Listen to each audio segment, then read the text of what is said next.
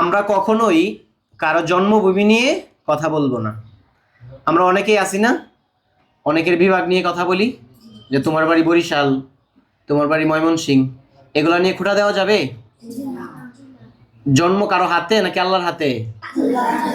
আল্লাহ তাআলা চাইছে বিদায় একজনকে বরিশালে জন্মগ্রহণ করাইছে, আরেকজনকে ঢাকায় জন্মগ্রহণ করাইছে, আরেকজনকে রংপুর জন্মগ্রহণ করাইছে। এগুলা নিয়ে কখনো কাউকে তুচ্ছ তাচ্ছিল্য করে কথা বলবা?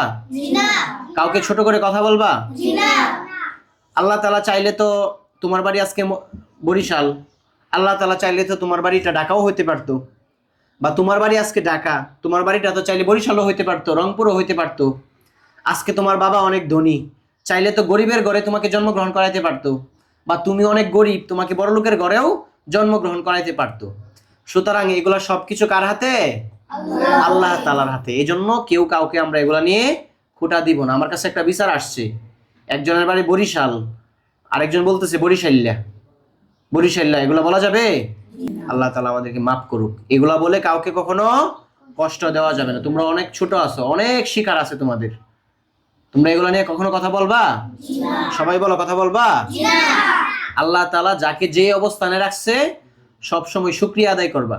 আজকে তুমি অনেক ভালো আছো, তোমার হাত পা আছে, তুমি ঢাকা বড় হইছো, নম্র অনেক ধনী পরিবারে তুমি বড় হইছো, তুমি তো গরিব পরিবারেও জন্মগ্রহণ করতে পারতা। আজকে তোমার একটা হাত নাই থাকতে পারতো, তোমার একটা পা নাই থাকতে পারতো, তাই না? তোমার মুখে জড়তা থাকতে পারতো। এই জন্য অনেকের মুখে জড়তা থাকতে পারে, এগুলো নিয়ে কথা বলা যাবে? কখনো কাউকে ছোট করে কথা বলা, তুচ্ছ তাচ্ছিল্য করে কথা বলা ঠিক আছে? আল্লাহ তাআলা আমাদেরকে আমল করার তৌফিক দান করুক। আমিন।